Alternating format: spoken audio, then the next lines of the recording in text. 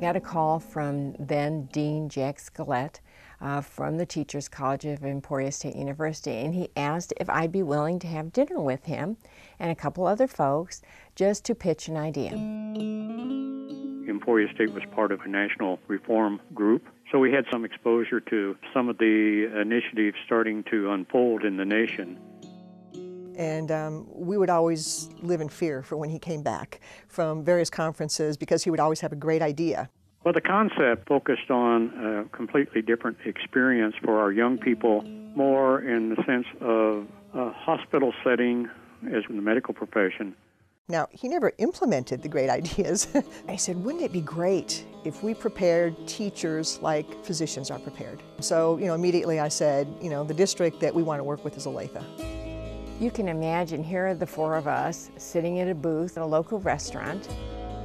So Dean Skelett and Dr. Tess Mehring, who was the Associate Dean at that time, Luann Hermrich, who was the reading coordinator here in the district, and myself, and I was Director of Elementary Education at that time. And it just happened in this very sort of dynamic way, just very casual conversation. Jack just threw out the idea and he said, do you think it would be possible that we could collaboratively work together to, build this new model for preparing teachers by having them be prepared in the field as opposed to at the university setting. Folks would come for their entire senior year of college and be in the classroom from the start of the school year to the end of the school year.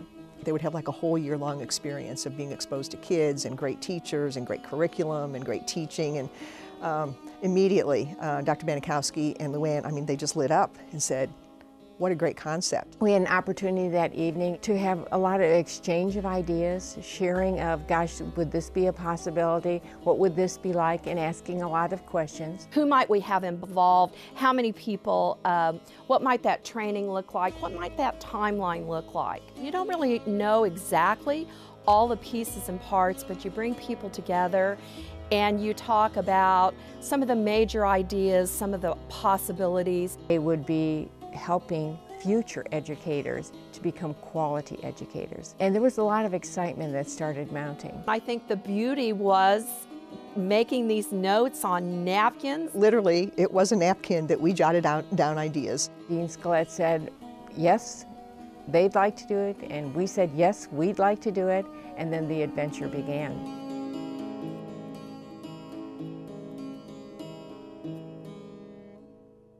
To me, that just sounded like a great opportunity, and so I was one of the ones that applied for the position, and I did get it. She literally moved from Emporia to Olathe, packed up her whole house and moved down here, and we asked for volunteers in the school district about who would like to work with us, and immediately Pleasant Ridge and Countryside volunteered. The dean comes to the elementary teacher faculty and says, this is what we're going to do.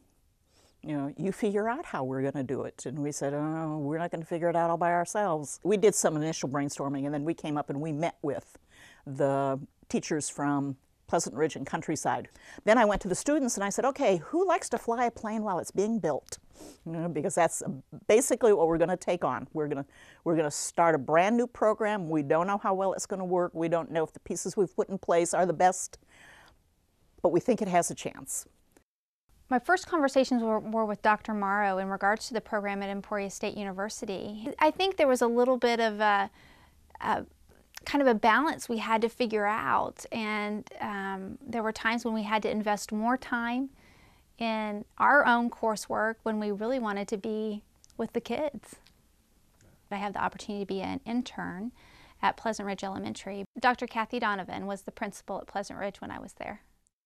When I taught at Fairview Elementary, I had the opportunity to be a mentor teacher to an intern, which was a great way to give back to the program. We knew that she was just an up-and-coming great rising star, and wasn't it wonderful that we got to impact her growth in becoming a master educator. When I was principal at Countryside Elementary, Countryside was a PDS school, so I had the opportunity to work with the Emporia State staff and another group of interns each year as they developed into educators.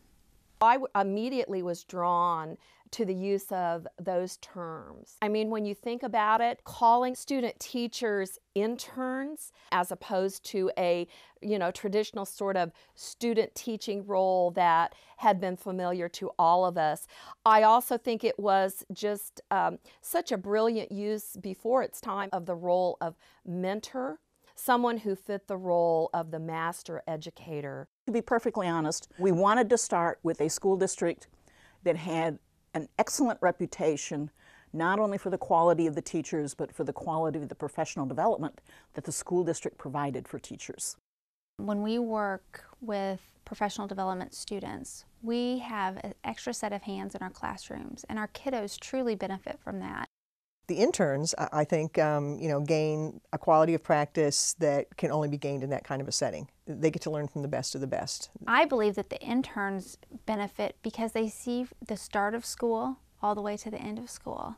They see the process of what that looks like. I think the huge benefit from being a mentor teacher was you were constantly challenging yourself to become better so you could model great teaching in your classroom, develop those skills of coaching another person, and also continue to be better each and every day as an educator.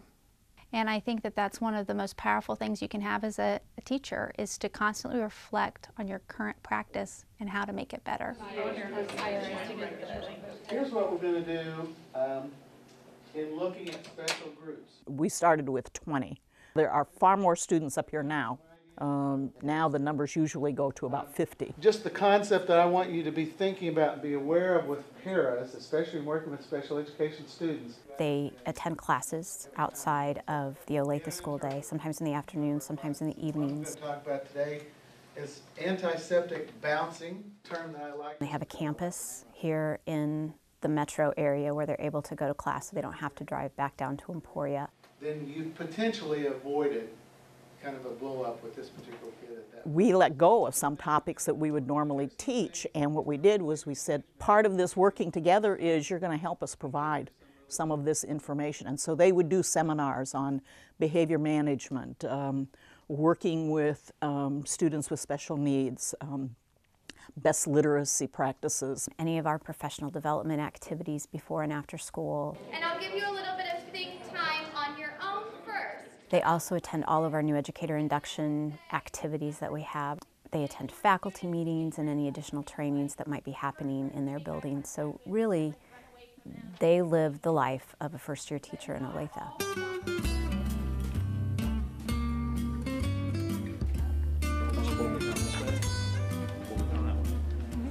I've heard people from other programs say that they were jealous at how much time we get to spend with the kids. So you kind of get to know them a little bit one-on-one, and they get to know how you want to do things and how you work, and I get to know how they work. The back page. The back page? Show me. They get to have really two teachers in the classroom all the time. So I think they're the true winners. There's an extra person in that classroom who cares about them.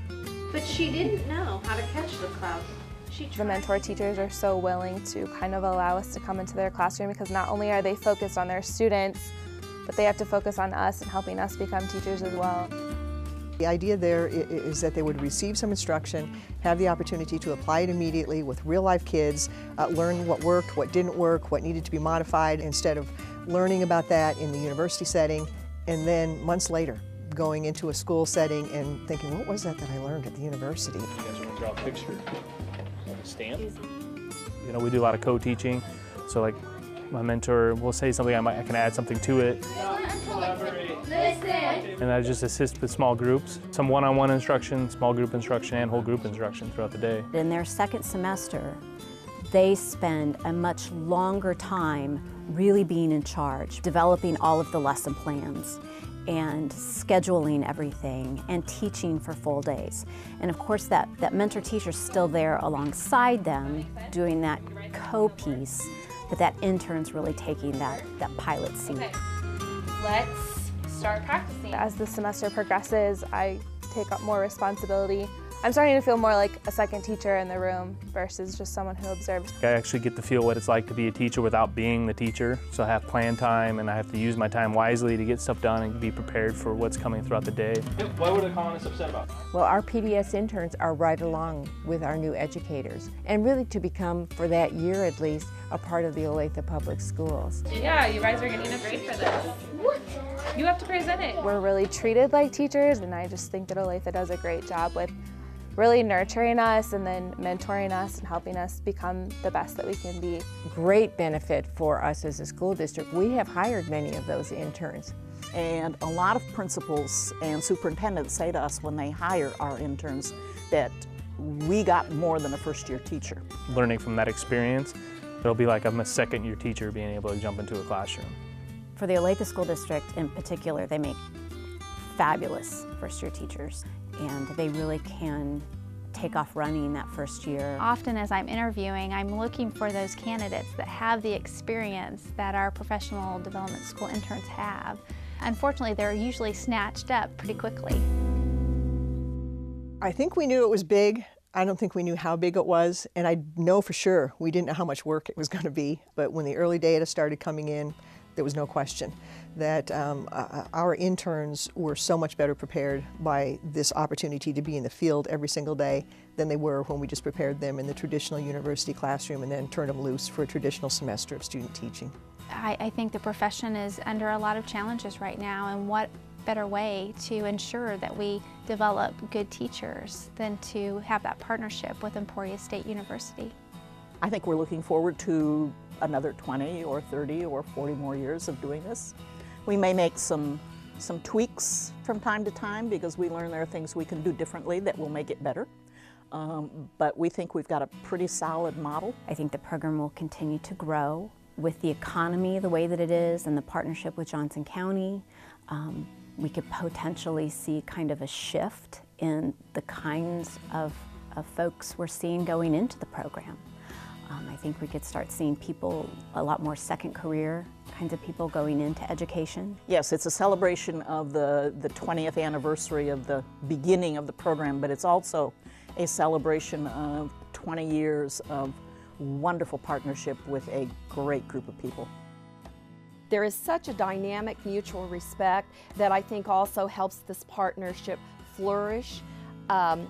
And also, I think it really lies too in the people. There was mutual trust, and I think there was a vision that we could do something that was great for not only these interns, but for children and the future of education. I truly don't know where my path would have led if it weren't for the professional development school and the staff at Emporia State and then the staff at Olathe. And when I look around the Olathe School District and I see interns who were in that program that we began 20 years ago, still teaching or in the district as a principal, you know, I gotta think we did something right.